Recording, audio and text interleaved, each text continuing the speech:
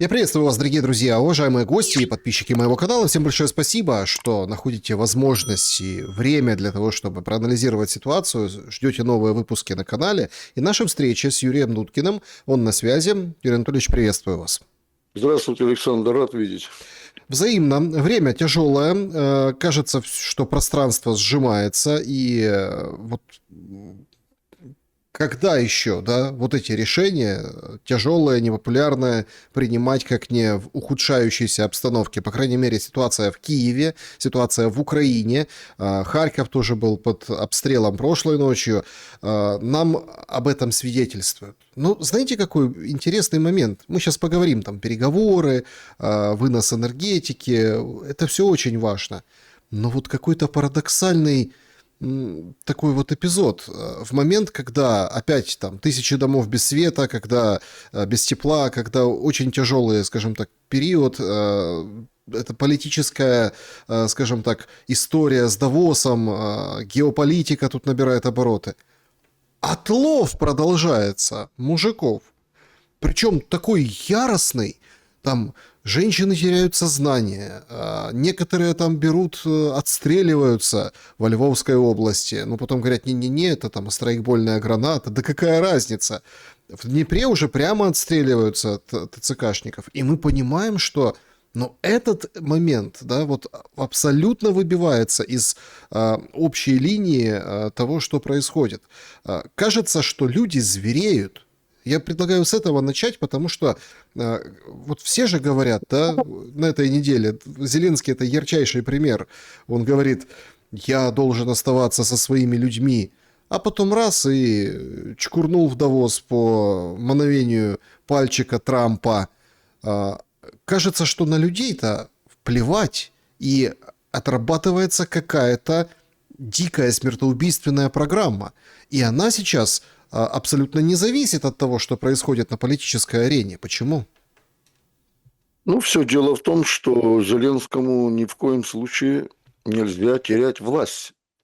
Вот. Для него вопрос власти – это его вопрос выживания, и политического, и физического выживания. То есть даже в отношении своего собственного народа, да, он поступает. Это не народ звереет, Александр, это власть звереет. Причем власть давно незаконная, вот, захватившая, так сказать, все ветви власти украинской. А народ защищается как может. Я вообще удивляюсь, насколько люди наши терпеливы. Это действительно так. И так всегда было почему-то. Я не знаю почему. Уже в других странах, наверное, бы как-то ситуация, может, как-то в корне поменялась бы. Но украинский народ, русский народ, вообще очень терпеливый народ.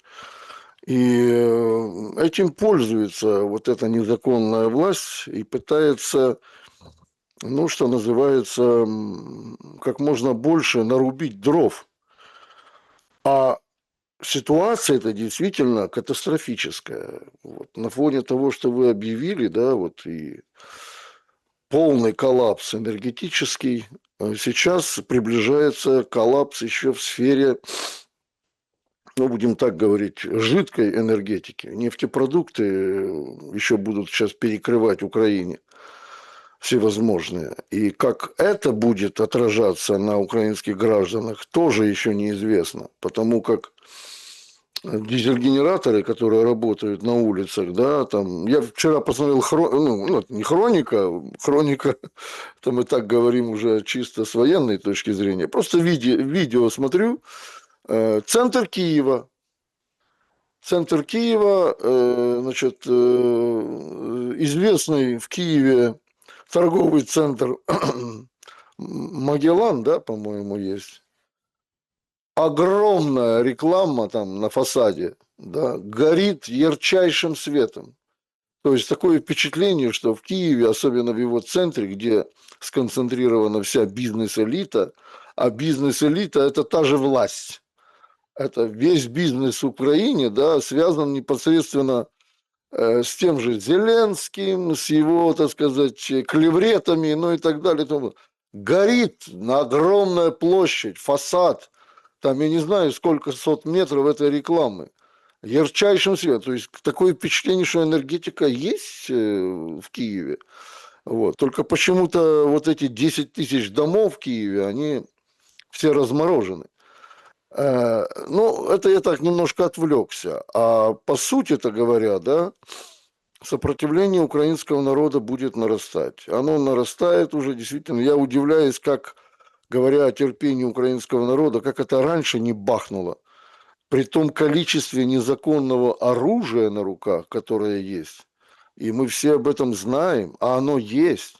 Для чего, так сказать, украинский народ еще, я ни к чему не призываю, но то, что происходит сегодня, это граничит, уже переходит все границы, значит, нарушение каких-то прав человека, там, я не знаю, право на жизнь даже, да, это исключительное право, записанное во всех билях мировых, законах, а в том числе и в основном законе Украины, Конституции, право на жизнь. То есть человек имеет право защищать свою жизнь.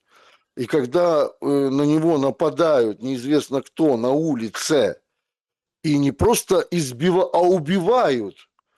Я вчера тоже видел одно видео, когда значит, там человека, мужчину затащили в микроавтобус, а женщине настолько забрызгали лицо слезоточивым газом там, или перцовым газом, неважно, из баллончика, что она потеряла возможность вообще видеть.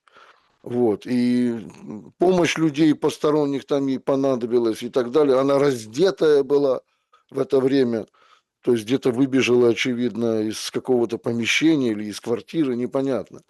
Дичайшие вещи. Вот просто смотришь, думаешь, в каком веке Украина вообще сегодня находится. То ли в средневековье каком-то, то ли, я не знаю, в рабовладельческом строе. Но задаешь эти вопросы и не получаешь на них никакие ответы. А все это усугубляется, еще раз говорю, лишь только потому, что как только власть чувствует, что она теряет свои позиции, причем не просто внутри страны, а внутри страны давно уже все потеряно, а на международной арене, вот, она пытается самоудовлетвориться. То есть вот этот дефицит личного состава в вооруженных силах они пытаются пополнять любыми средствами, чем бы это ни грозило. И это сопротивление народное, мы уже неоднократно с вами об этом говорили, оно будет нарастать. Оно будет нарастать, причем в неадекватной даже форме, я бы так сказал. То есть то, что уже начинают люди отстреливаться от ТЦК, а иногда и наоборот осуществлять акции с всевозможными вылазками по освобождению захваченных и тоже применяют огнестрельное оружие.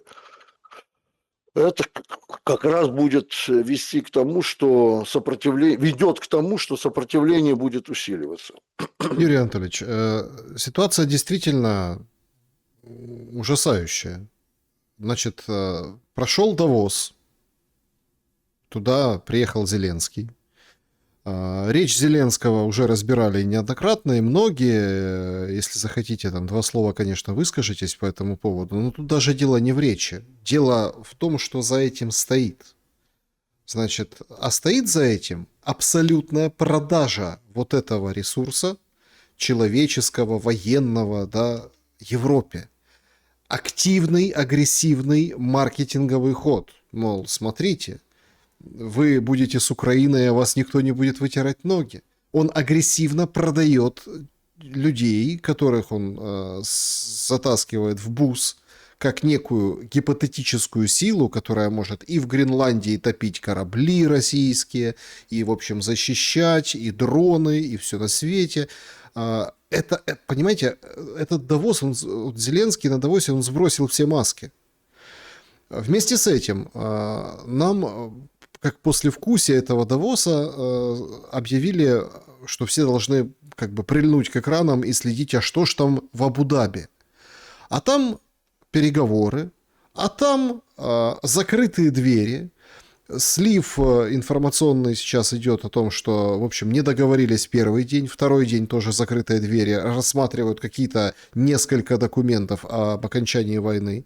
Витков говорит, остался один вопрос, самый главный, и все понимают, что это вывод войск из Донбасса. Но когда ты смотришь на эту ужасную мобилизацию, закрытые границы, ужас в энергетике, очередные обстрелы со стороны россиян и, ну, скажем так, да, невозможность оклематься в энергетическом плане, столице, и Харьков тоже этой прошлой ночью, и другие регионы, там Запорожье, Днепр, можно перечислять. Ты четко понимаешь, что как бы вопрос-то не только в выводе войск из Донбасса, но нам активно его, скажем так, пытаются пропихнуть. Ну и как боковой такой тренд это, а давайте будем как-то пытаться договориться об энергетическом перемирии. Мол, Россия не будет бить, а мы не будем бить в ответ. Ну, собственно, это пока все, что мы знаем об этих переговорах. И как бы коса на камень нашла. Никто ни о чем не может договориться. Почему, на ваш взгляд? И не в этом ли причина, да? В том, что Зеленский продает живую раб-солдатскую силу, как может, на этом аукционе смерти. Ну, все дело в том, что мы никогда и не узнаем все подробности переговоров, не только там в Анкоридже, в Абу-Даби, в Давосе. Ну, есть такое понятие, как геополитика, и все вопросы, связанные с геополитикой, это вопросы торга, политического торга. То есть, ну, как бы мы ни хотели, да, не говорить об этом, что все на миру продается, и все решается путем какого-то обмена, ну и так далее и тому подобное. Но это было испокон веков так, это ничего не поделаешь. Возьмите любой роман, да, там, великих войн, мировых войн, все то же самое происходило, о чем я говорю. Вот. Возьмите те же войны в Европе, вот. Возьмите те же войны Турции, которую она вела, Турецкой, Османской империи. Возьмите ту же войну гражданскую в Соединенных Штатах, вот, между, кстати, и Великобританией, и конфедератами. Все то же самое, все путем договорников, договоренностей, как хотите называйте, но люди, когда встречаются на переговорах, они выходят на переговоры, каждый со своим предложением. Вот я хочу сейчас с вами порассуждать на эту тему, насчет предложений. Но, кстати, переговоры в Абу-Даби, как сейчас уже говорят многие зарубежные агентства, ведутся исключительно на двух языках, на английском и русском.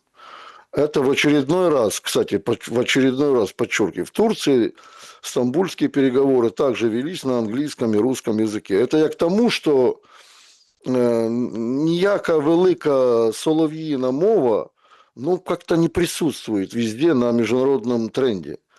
Вот. А присутствуют все-таки те языки, которые учреждены Организацией Объединенных Наций. Их 5 этих языков. Поразительное сходство. Значит, Да, на пленках НАБУ, когда воруют, тоже воруют да, по-русски. на русском языке, да. И переговоры также ведут. И переговоры также ведут. И никуда они не денутся от этого, понимаете? Но это такой маленький нюанс. Теперь все-таки о предложениях. Ну, будем говорить откровенно, пока что у Путина с Трампом есть диалог. Вот это если так брать вообще. У меня много претензий, и я всегда говорил и говорю, что Америка для славян не друг, и никогда им не была, и никогда им не будет. Но все-таки как-то вот спустя послевоенное время, Второй мировой войны, я имею в виду, времена были разные. Времена холодной войны, времена железного занавеса, тяжелые времена были между Западом и Советским Союзом. доходящие порой до, вот, как там говорят, если глядя на часы, да, там несколько секунд оставалось до времени Че, когда стрелки сомкнутся на цифре 12 и начнется что-то невообразимое. Все равно как-то пытались договариваться, опять же, путем торга. Вот, что ты предлагаешь, что я предлагаю. И вот на этой почве находили компромисс. Переговоры – это в первую очередь компромисс. Вот та компромиссная система в настоящее время, которая была разработана Трампом и Путиным в Анкоридже, а именно Трамп заинтересован прекратить войну на Украине, ну, это я так говорю его словами, на самом-то деле это не так. Прекратить войну на Украине и начинать разрабатывать, ну, очевидно, совместно с Россией, те природные ресурсы, которые есть на Украине. Это раз. А во-вторых, застолбить свое место на Украине как территорию, которая входит в зоны американских интересов. Неважно, где будет проходить граница между Украиной и Российской Федерацией. И на этой почве, да, максимально избавиться от какой-то враждебности и угрозе с применением ядерного оружия. Вот Трамп, кстати, очень не любит ядерное оружие. Он категорически всегда выступал против того, чтобы его применять и вообще разрабатывать. Ну, конечно, в своих речах он использует иной такие выражения, которые на следующий день или даже вечером, сказанное утром, тут же опровергает. Теперь это вот предложение Трампа. Значит, мы должны прекратить войну и начинать сотрудничество в различных сферах, в том числе и на территории Украины, вне зависимости от того, где будет проходить вот этот рубеж примирения, будем так говорить, или долгосрочного мира. Это уже по словам Москвы. Что хочет Москва? Российская Федерация ни в коем случае не желает объявлять какие-то временные перемирия. Их уже было достаточно много. Особенно с началом войны на Донбассе в 2014 году. Вот с этого периода было колоссальное количество перемирий. Действовали, значит, пытались запустить в действие Минские соглашения. И на этой почве объявляли всевозможные перемирия, которые украинская власть не просто игнорировала, она играла ими, жонглировала, как артист в цирке. Сегодня артист в цирке, господин Зеленский, также пытается на мировом цирке, пытается жонглировать этими перемириями. Для чего? Это опять же тот вопрос, когда мы говорили с вами о нем в самом начале. Власть, удержание власти.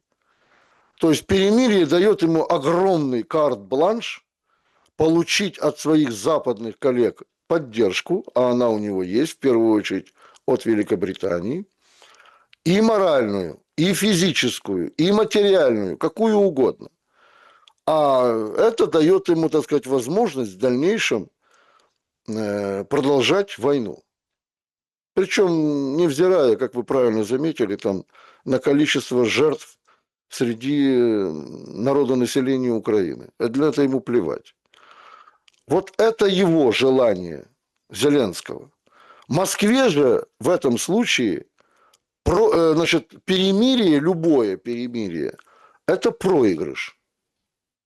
То есть только лишь основательный, долгосрочный мир должен быть зафиксирован между Россией и Украиной с украинской стороны теми лицами, которые легитимны.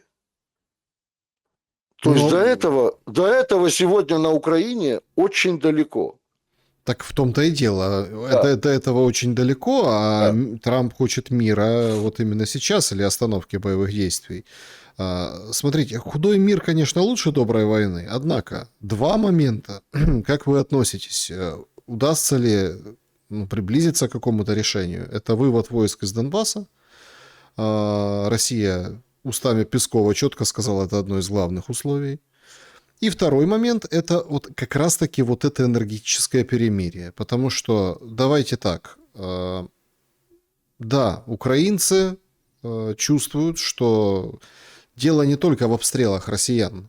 Почему у них нет света, поэтому они выходят на протесты, поэтому они перекрывают дороги. И мы это все видим, и местная власть говорит, ой, сейчас будет плохо-плохо. Но все-таки причина в том, что как бы Россия выключает свет в Украине. Сегодня вообще громогласно кричали, что Киев хотели отрезать. Получилось, не получилось. Это уже дело пятое, но хотели отрезать это энергоснабжение. То есть столица без генерации, без доступа к генерации. Это ведь тоже переговорная позиция. И многие разводят руками и говорят, ну да, если договариваться об энергетическом перемирии, о том, что не стреляем там по воздуху, воздушном перемирии, то у России здесь, конечно, сильная позиция, у Украины слабая. Можно ли считать, что условно, все же как говорят, давайте выведите войска из Донбасса и дальше будем уже там договариваться. Привязан ли этот пункт к обстрелам энергетики, на ваш взгляд? Конечно. То есть все обстрелы энергетических ресурсов Украины связан с тем, чтобы ослабить ее, грубо говоря, обороноспособность. И энергетика, энергетическое перемирие нужно Зеленскому для того, чтобы запустить те предприятия военно-промышленного комплекса, ну, если так условно говорить, которые еще способны что-либо производить. Это главная его задача. Энергетическое перемирие Зеленского – это не послабление условий жизни для украинских граждан, улучшение их каких-то условий. Нет, для украинских граждан Зеленский выкопал уже давным-давно яму большую. А для того, чтобы запустить вот эти предприятия, которые находятся глубоко под землей, а они есть на Украине, вот, ему нужна энергетика. То, что поставляет сегодня, там, к примеру, с Западной Украины Венгрия, этого недостаточно. То есть атомные станции сегодня, практически все украинские атомные станции, они сегодня остановлены, потому что некуда выбрасывать эту энергетику. Все пункты, которые накапливают электричество в Украине, они все разгромлены. Их надо восстанавливать. Поэтому нужно это перемирие для Зеленского. И он сегодня нажимает путем ведения вот этих переговоров именно на эту клавишу. А российская сторона говорит как раз, да, о том, чтобы вывести войска. Ну, скажите, сколько того Донбасса под контролем Украины? Ну, там вот такусенькое пятно осталось. Весь Донбасс практически Россия своей кровью освобождала, как она говорит. Кровью своих солдат. И освобождение, вывод, вернее, украинских войск из Донбасса, того же Краматорска, Славянска, оставшейся территории, это не окончание войны. Кто думает, что это окончание войны, тот глубоко ошибается. А как же Запорожская? А как же Херсонская область, которая уже по Конституции Российской Федерации является территорией Российской Федерации? А об этом на сегодняшний день вообще речи не идет.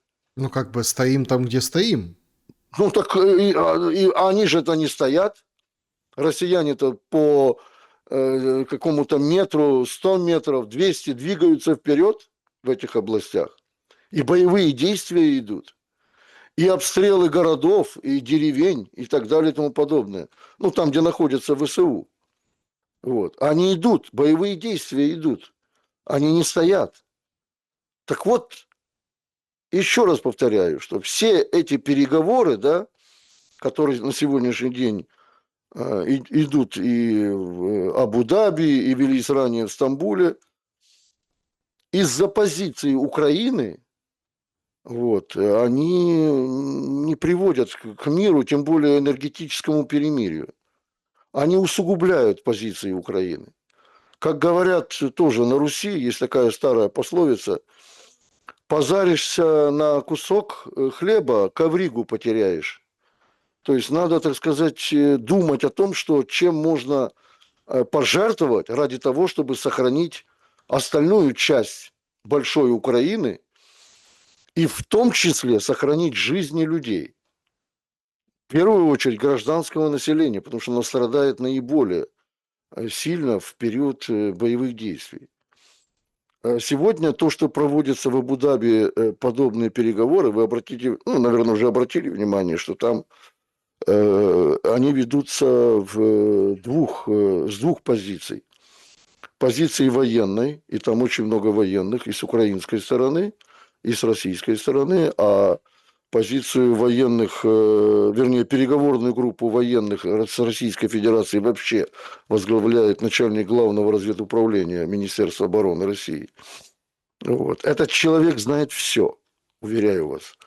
Это после Владимира Путина, это второй человек в российском государстве, который знает все о войне между Украиной, Россией и НАТО. Вот этот человек, действительно, с ним говорить очень сложно. Там не пройдут никакие авантюрные условия, которые Украина ранее ставила и сейчас пытается ставить, я так думаю.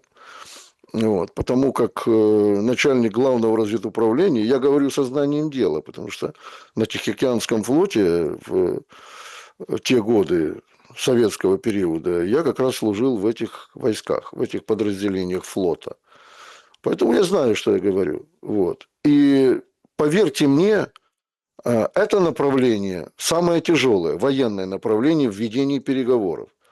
И второй раздел, по которому ведутся переговоры в Абу-Даби, это как раз раздел инвестиционный и торгово-экономический.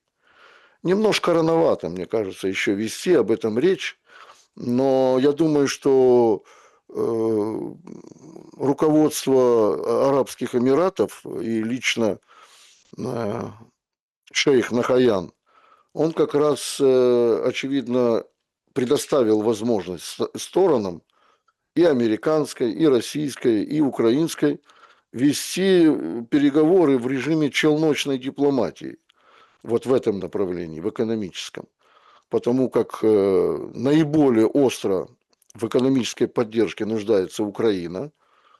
И Европа сегодня, спохватившись в Давосе, батько, не кидай нас, батько, бросились все, так сказать, на поклон к Трампу, да, европейские лидеры, я имею в виду. Я не имею в виду речь Зеленского, это вообще зашквар. А они, так сказать, бросились на колени к Трампу, чтобы он их не бросал. Потому как Европа действительно находится в стадии, ну, такого разброда и шатания в настоящий момент. И из-за этого действительно страдает очень сильная экономика. Так вот, как раз на сегодняшний день, мне кажется, большой отрезок времени в Абу-Даби Украина проводит переговорный, так сказать, процесс и с американцами по поводу поддержки их в экономике. Так а какая поддержка в экономике? Мы видим, как работают американцы. Ну, там есть спектр вопросов, например, того же разрешения разработки всевозможных шельфов вот, на Украине. И в первую очередь, наверное, со стороны Западной Украины. Понятно, что на Востоке это не получится. А для того, чтобы разрабатывать шельфы, американцы говорят, нам надо прекратить войну, потому как ни одна компания американская не зайдет на Украину. Вы посмотрите, как прохладно Трамп, собирая ведущих нефтяных магнатов по поводу Венесуэлы, не получил поддержки инвестирования в Венесуэлу. Потому что там еще, так сказать, очень все зыбко. Да. Ну, Хотя, то есть, хотя не идут боевые действия. и А вы здесь, видите, как да, замерло все, да, по да, и Венесуэле. украинское руководство здесь, так сказать, то же самое пытается вовлечь американцев на территорию Украины. Ну, это, с одной стороны, будет сдерживающим, по мнению Киева, фактором для России. То есть россияне, мол, не будут стрелять по тем, значит, объектам, которые ведут разработку украинских шельфов. Вот. И это с одной стороны, а с другой стороны будет все-таки какая-то материальная поддержка согласно тех договоренностей, которые подписывала премьер-министр Украины с американцами, продавая украинские недра. И в этом случае они ведут очень настойчиво переговоры с американцами. То есть, какой результат будет по итогам вот этих встреч в Абу-Даби, ну, мы узнаем, конечно, значительно позже. Но мое мнение сформировано в том, что опять где-то ничего не получится. Ну, вот что-то у меня такое чувство. Почему? Потому как настрой делегаций, которые еще только-только формировались, и те отдельные маленькие интервью, которые давали и российская сторона, и украинская. Вообще, я посмотрел украинское телевидение, да, вот буквально перед встречей в Абу-Даби. Но это же, простите меня, это такой непрофессионализм. Там столько вываливали гадостей. Говорят о переговорах, важнейших переговорах для Украины, в трехсторонних, причем первых трехсторонних переговорах. США ранее не участвовали в переговорах между Украиной и Россией. Первые трехсторонние. Называют Российскую Федерацию Московией, московитами. Но это не профессионально в журналистике, тем более, если она вещает на Так огромное что вы количество хотите? народа. Что вы хотите от журналистов, раз у нас, ну, продолжается же эта эпопея с Орбаном, понимаете? Да, да, да. Это важнейший момент. То есть Причем самый канон переговоров тоже. это тоже очень показательно. Говорит, Виктор живет там на европейские деньги, хотя уже сейчас, ну, Европа, конечно, такая медлительная в этом отношении, но тем не менее Урсула ответила, журналисты там другие, да, вот издания, в общем, выписали уже, Wall Street Journal, там многие издания, да, мировые, говорят, ну как-то вообще по-хамски себя повел Зеленский в отношении партнера, который фактически содержит Украину сейчас. Да. Он выкатил большие претензии. И ссора с Орбаном, все понимают, что это под выборы. Все понимают, что Зеленский пытается сбить Орбана. Сегодня, ну, 2 дня Орбан как бы отвечал Зеленскому. Сегодня четко дал понять, что это за история. Это конкретно вмешательство в выборы в соседней стране. Все. Рецепт этому прост. Да. Вопрос только, ну, как бы, венгры, конечно, видите, как благородно себя ведут, говорят, что мы из-за того, что там Зеленский, который слетел с катушек, вот это вот все делает, мы как бы свет не будем переставать давать из Венгрии на Закарпатье и в Украину, потому что народ-то мы отделяем народ от Зеленского. Точно так же с иранским представителем. Там был ответ, Сибига там, в общем, направо-налево раздает вот эти свои колкости. Но ведь, правда, не время колкостей. Нужно выжать что-то по максимуму с Абу-Даби. Если в интересах Украины и украинцев, то, понятное дело, это вот энергетическое перемирие, о котором мы говорили. Под любым соусом, под любым предлогом. Потому что еще там месяц страданий. Я вот поражаюсь, вы говорите, украинские эти журналисты. Все ж выходят и говорят, ничего страшного, с понедельника +2. Или там, а давайте за весной потеплеет, вот будет нормально. Товарищи, не будет нормально. Выходят эксперты профильные, говорят, 2-3 года будут отключения света. Это при том, что завтра все закончится. 2-3 года. Да. Но такое ощущение, что как бы вот это вот медиаполе, оно, собственно, и не трезвеет. Ну, не получается протрезветь. Юрий Анатольевич, если мы, ну, сейчас вернемся, конечно, к ситуации как бы там в геополитике и так далее, это тоже очень важно. Ну, там, как публикуют Трампа с пингвином, гуляющим по Гренландии, а там пингвины не водятся. Вот эти все, скажем так, притязания. Американская сторона, как участник переговоров, это действительно нечто новое. Я все-таки хочу немного о фронте больше, потому что вы заметили, как пропал фронт с обсуждений, со всех, скажем так, утюгов не кричат ни о чем. Между тем, один населенный пункт возле Волчанска сегодня сообщили, что пал с украинской стороны, вооруженные силы России взяли его. И звереет не только тыл там, в Украине, а и фронт тоже звереет. Раскручивают и громко кричат со стороны России о Херсонской области, где атаковали медиков. Бригада, медбригада была атакована, к ним пытались пробиться, в общем, они пытались пробиться, спасать кого-то, в общем, нет, и так далее. То есть мы видим, что ожесточенность вот эта идет и на фронте, но она не транслируется ни на какие экраны.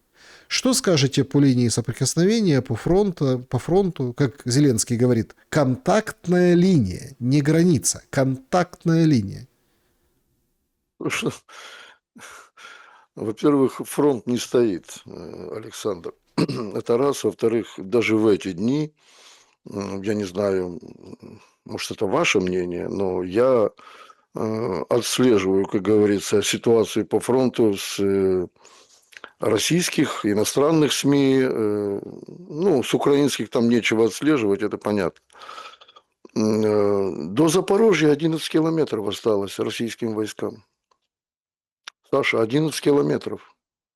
Вот этот запорожский выступ последние вот эти дни очень ярко показал. И об этом, кстати, отмечает, опять же, немецкие СМИ, Бильд, Юлиан Рёбке.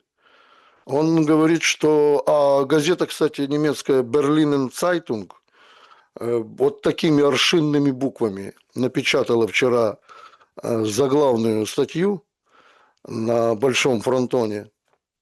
Зеленский прижат к стене. Это, кстати, накануне переговоров. Это пишет западная пресса.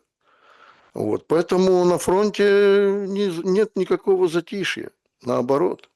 Просто, может быть, здесь идет такая перебивка вот этого всего переговорного процесса, Давоса и так далее. И как бы события на фронте отодвигаются на второй план. Но это только на первый взгляд. Вот. Что касается, например, российских средств массовой информации, то там очень активно идет информация о том, что происходит на фронте. Вот. И в частности в Краматорско-Славянской агломерации. Вот. Это тоже очень важное для россиян направление. Вот. Важным направлением тоже является и Купянское направление, где тоже идут очень ожесточенные бои сегодня. И вы правильно заметили, что да, там вы отметили один пункт, а как правило за неделю Россия занимает от 3 до 4 населенных пунктов, различных, малых, чуть побольше, 3-4 населенных пункта по всей линии фронта. Я не имею в виду конкретно какое-то направление. И что самое тоже важное, что вот в ближайшее время, это так, я предчувствую, после того, как все разъедутся из Абу-Даби, Владимир Путин соберет опять высшее командование вооруженных сил России для дальнейшего планирования наступления. Наступления. Вот. Это тоже очень яркий показатель того, что у Украины шансов, скажем, выторговать себе что-то путем шантажа, политических спекуляций и не взирая на реальные, так сказать, реальную жизненную ситуацию, и в том числе положение украинских войск, которые находятся на линии, как вы сказали там? Ну, это не я, это Зеленский. Он говорит, Зеленский. контактная линия. Контактная линия, да, вот на этой контактной линии. Невзирая на это, Зеленский будет продолжать врать. И его, значит, информационное поле, которое ему подчиняется, оно все ему подчиняется на сегодняшний день. Сегодня нет альтернативных источников информации на Украине, которые могли бы говорить о реальных событиях, которые на фронте. И внутри государства в том числе. Все сегодня, вот я просто поражаюсь, я с огромным уважением относился ко многим украинским корреспондентам, фамилии сейчас их не буду называть, они сегодня настолько позорно выглядят, Но просто вот, особенно те, кто работали когда-то в телекомпании «Интер». Она вам известна тоже, Александр. Там действительно были глубочайшие профессионалы. Но так лечь, так подстелиться под власть сегодня, и в том числе так глупо врать о том, какие преимущества, значит, вот это я тоже поразился, когда прочитал недавно статью одного из таких военных корреспондентов украинских. Преимущество украинской техники перед российской. Ну, там нет украинской техники, там танки «Леопард», он освещает их тактико-технические характеристики, и в том числе ведение боевых действий этих танков на вот этой линии соприкосновения. Вот. Полная профанация, уверяю вас. И что самое интересное, буквально на прошлой неделе несколько украинских бойцов из противотанкового ракетного комплекса «Корнет» поразили моторную часть одного из танков «Леопард». «Леопард-2А6». Это такой довольно современный танк. И взяли в плен экипаж из 3 человек. Вы думаете, внутри танка находились граждане Украины? Нет. Там был один немец, один голландец и один американец. Вот вам, как говорится, 3 человека были внутри танка. И, так сказать, они были пленены, и танк, в принципе, был захвачен целиком. Ну, естественно, поврежден был моторный отсек. А так он целенький, целеханик. Орудия работающие, электроника работающая, ну и так далее и тому подобное. Поэтому на сегодняшний день фронт не стоит. Он двигается. Это живой организм. Он, если где-то там бывают, конечно, вещи, где украинские части, ну, частями их назвать нельзя, подразделения, пытаются контратаковать, линия фронта меняется в незначительном, так сказать, своем размере. Но в основном это живой организм, линия фронта. И она постоянно вибрирует, постоянно двигается. И двигается, к сожалению, для Украины на запад. Интересный момент, это очень важно в контексте переговоров и вывода войск с Донбасса. Так, а смысл, скажем так, выводить?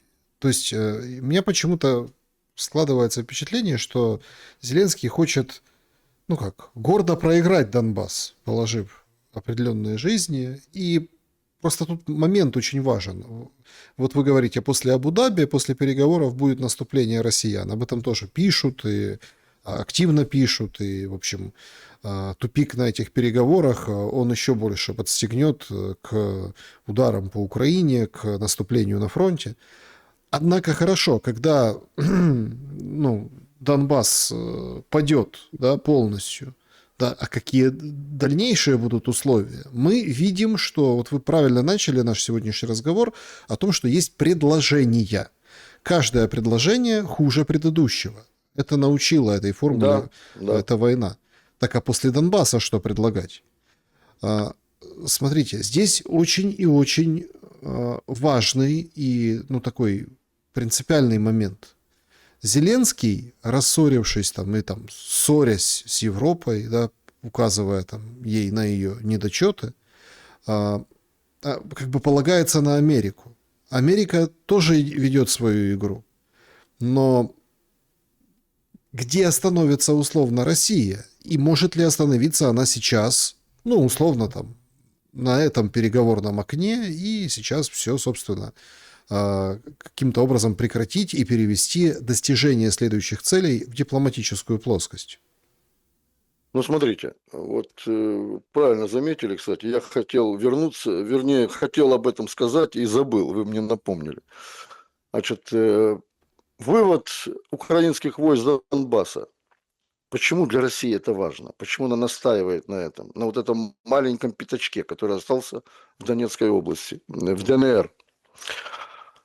Это маленькая капитуляция, Александр. Поймите правильно. Если... Ведь не зря же Зеленский согнал туда, в Абу-Даби, самых-самых ястребов таких, понимаете, которые, будем так говорить уличным сленгом, крошили постоянно батон на Зеленского, что ты, не дай бог, посмеешь только договариваться с Москвой, мы тебя уничтожим.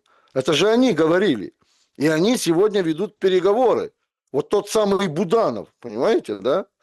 И его зам там тоже Скибицкий, известная, да. да, очень известная личность. Поэтому для Москвы это важно очень в том плане, что это первое начало большой капитуляции.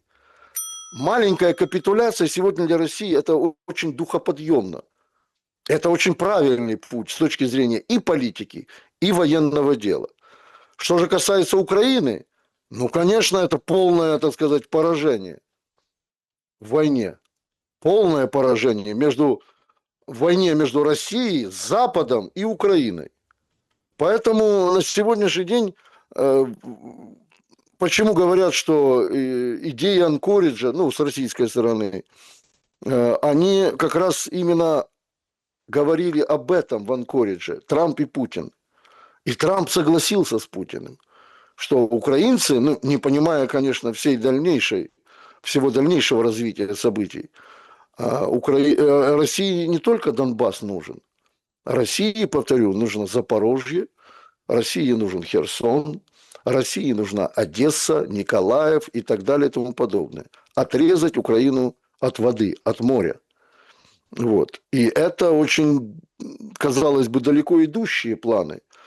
Но 2026 год будет очень в этом плане разнообразным, интересным и напряженным.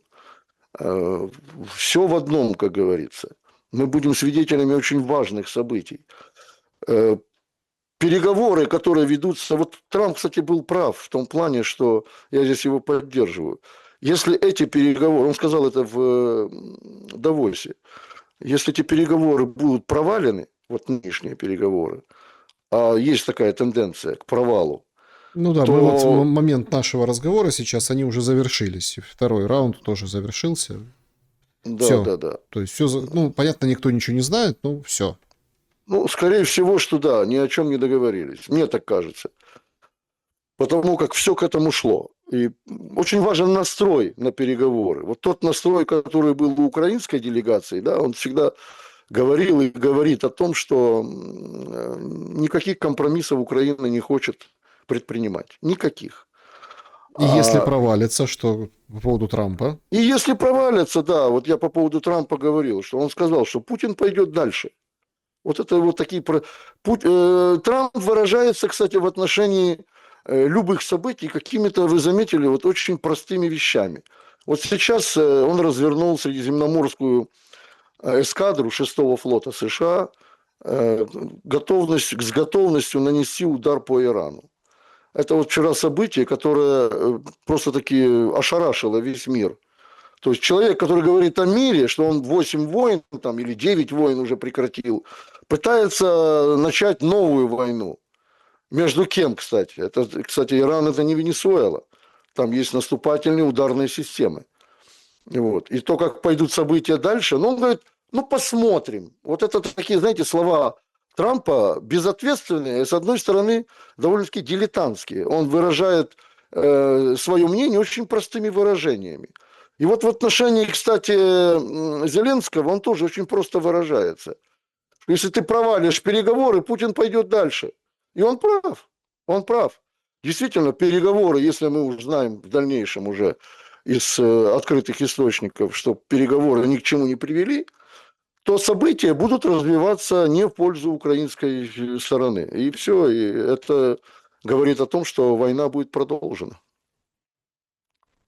ну, одно дело продолжать войну со светом, другое дело без света, понимаете? Вот именно. Тут Да, тоже да. такой очень, очень специфический момент, потому что А Зеленский просто у себя в кабинете свет выключит и будет демонстрировать, что тоже, он в блэкауте находится. тоже позорище.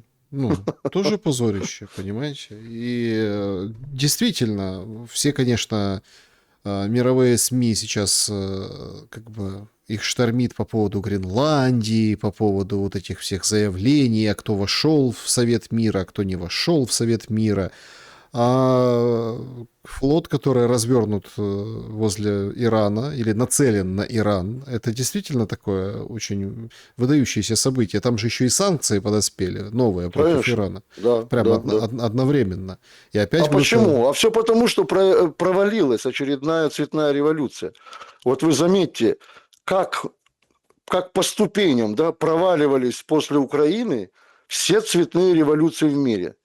Вот возьмите ту же Беларусь, Казахстан, э, Иран сейчас и так далее, и так далее. Люди научились, те власти, которые находятся в этих странах, бороться против этих методичек. Создали свои методички борьбы с вот этими цветными революциями, разработанными в США. И это довольно-таки эффективно себя проявляет.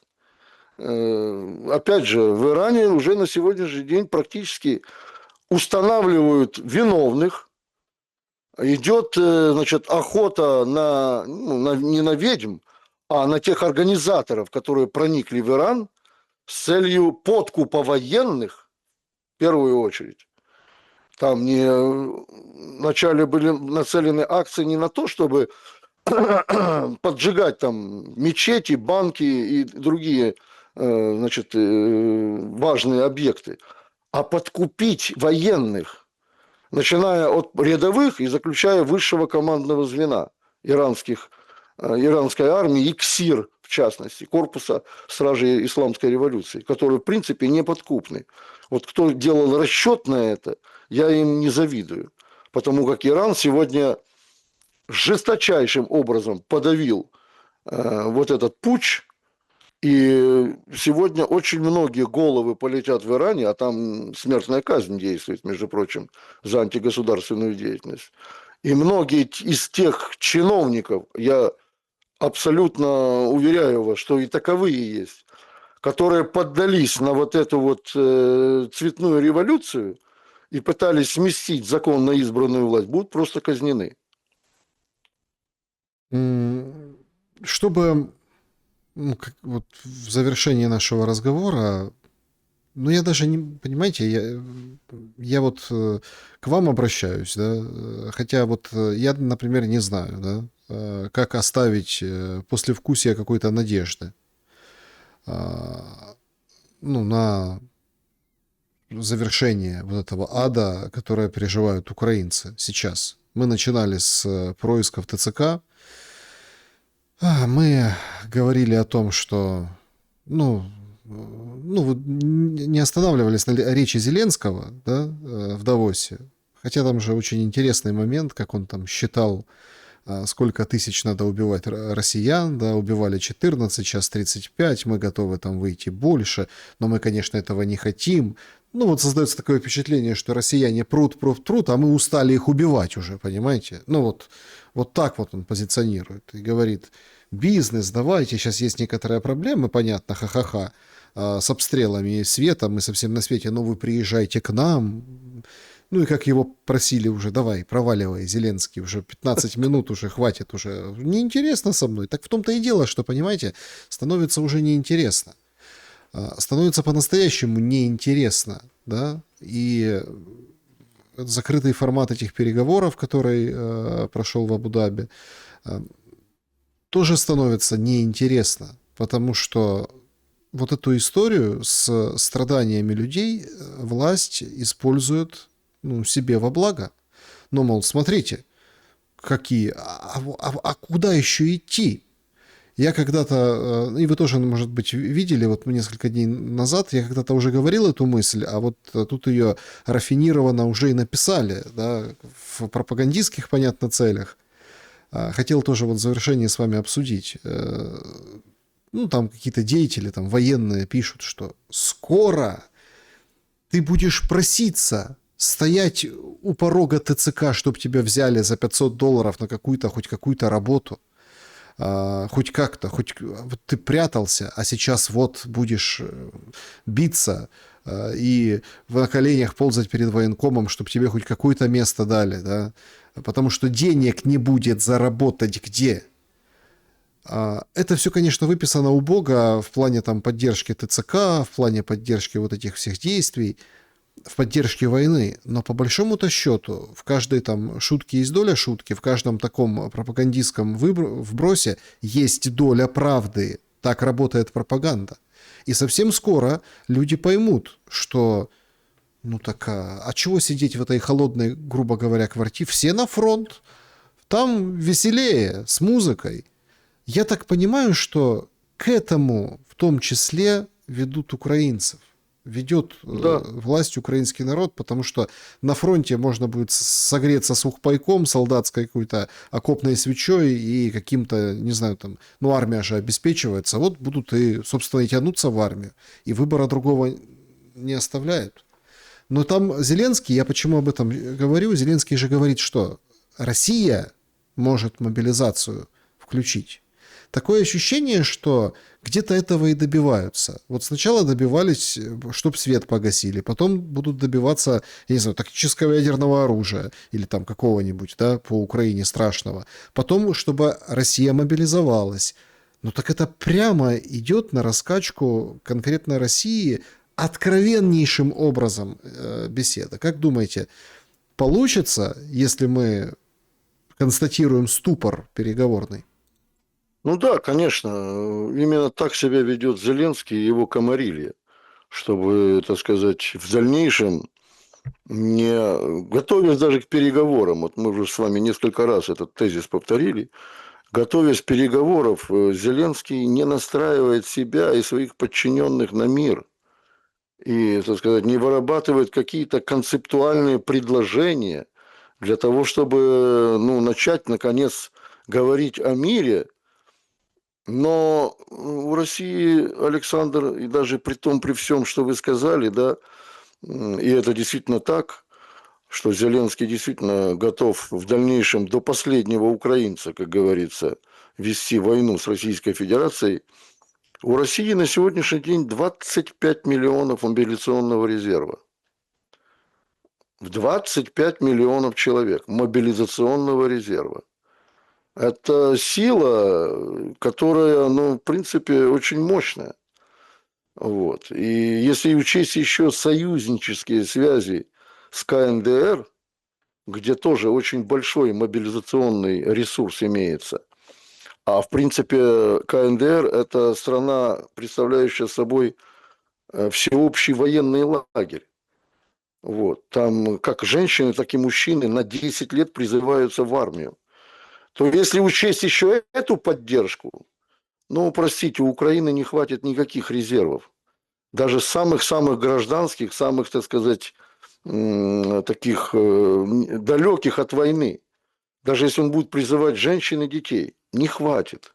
Это раз, а во-вторых, это настолько кощунственно выглядит, вот, ну, что даже говорить об этом уже надоело. Для того, чтобы призывать сейчас, как по моим данным уже, я общаюсь с некоторыми депутатами Верховной Рады, Зеленский готовит такие понижения призывного возраста, причем на серьезной основе. Это не просто разговоры. Вот они чего-то ждут, да, какой-то отмашки, очевидно, из Европы. Вот. Хотя там давно уже говорят о том, что в Европе, в Брюсселе, что призывной возраст в Украине должен быть с 18 лет. Вот. Но чего-то Зеленский еще ожидает, я не знаю чего, я не хочу даже в это вдаваться. Но разговоры эти в Верховной Раде, в кулуарах, они ведь не беспочвенны, потому как вы правильно заметили, что резервов нет, идет оголтелая, значит, бусификация вот эта, которая приводит, кстати, опять же, повторяюсь, она приводит к обратному эффекту. Люди, вооруженные стрелковым оружием, будут в дальнейшем сопротивляться, отстреливаться будут. Вот как в той погоне в известных советских фильмах. Люди будут не просто, за которыми едет вот этот бусик, да, будут не просто убегать, а люди будут останавливаться, прятаться за деревом, доставать огнестрел и отстреливаться. Мы еще увидим такие картины. Хотя они уже есть, уже первые ласточки, что называется, появились. Поэтому у Украины нет шансов для того, чтобы противостоять такой большой силе, как Российская Федерация. Нет абсолютно. И это действительно лишь входит в планы Зеленского, который, повторяю, он начинал с этого и хочу закончить. Для него вопрос власти это вопрос войны. Ну, так Есть война, ты же есть власть-то в власть. гроб-то не заберешь. Я Ну, понимаю, что у него день как и рождения, остальные богатства, которые он уже имеет. у него день Вот. То же рождения самое. завтра, там, юбилейчик, понимаете, и он Да, как да, да. Вы будете бы... отмечать, да, Александр? Вся страна, я так полагаю, будет... Как это? Вся страна будет отмечать при свечах, А понимаете? я вот сидел и думал, вы вспомните об этом или нет? Вы таки Понимаете? вспомнили. И вы видите, что, ну, как бы... Снежанка Егорова тоже с вами, по-моему, вспомнила. Я вас смотрю. Понимаете, в чем дело? Так эту же власть ты же не заберешь с собой. Ты же, ну, скажем так, я понимаю, что он еще молодой по сравнению там с другими лидерами, и Трампом, и Путиным, и так далее. И он так и говорит: я молодой, договаривайтесь со мной, ставьте на меня, я всех переживу. Понимаете? Но это же за счет украинцев, да? Это же Для этого, подпитка. Александр, нужна, для того, чтобы все вот это иметь, нужны такие забытые слова в человеке, в характере его, как политическая дальновидность, благородство целей, значит, честность перед своим народом. Вот. На сегодняшний день эти качества у Зеленского отсутствуют, но полностью отсутствуют. Вот он представляет вот такое, знаете, самое настоящее прожорливое, ненасытное животное. Вы спрашиваете, для чего тебе власть? Ну, вот для этого как раз, для вот этой наживы, да, которую вы правильно говорите. В гробу карманов нет, ее с собой не заберешь, сколько бы ты ни нажил. Поэтому он не видит этого, он слеп. Он слеп, абсолютно слеп. Он не понимает, что он творит. И в том числе не только он один, а те, кто рядом с ним, это такие же, это одного поля ягоды. Вот. И здесь говорится уже, ну, к чему-то призывать, да, там, устраивать какие-то внутри страны демонстрации, хотя такое слово, как демонстрация, политическая демонстрация в Украине, эта форма протеста, она, наверное, уже давным-давно умерла. И когда мы вот сейчас с вами об этом вспоминаем, тут даже как-то немного ежишься, потому что понимаешь прекрасно, что это не жизнеспособно в Украине при этой власти.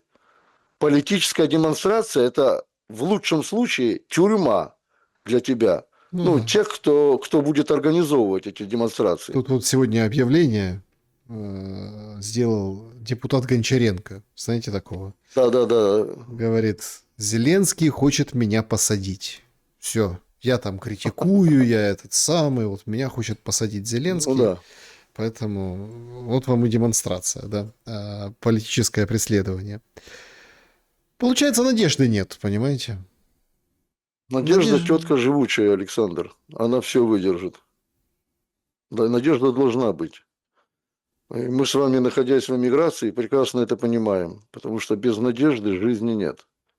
И наступит все-таки то время, когда мы с вами встретимся не так вот онлайн, а в Киеве. В свободном, красивом, отстроенном, мирном Киеве. Вот. Я, правда, не знаю, на каком Киев будет говорить в то время языке, но я думаю, что в то время уже будут в Киеве звучать все языки, на которых говорили и говорят народы, населяющие территорию Украины. Ну, главное, что мы знаем, на каком языке мы будем с вами говорить, когда встретимся в Киеве, да, друзья? Конечно. И вы тоже. Поставьте, пожалуйста, лайк, напишите, что думаете в комментариях. Юрий Анатольевич, спасибо за время и мысли. Спасибо вам, всего хорошего.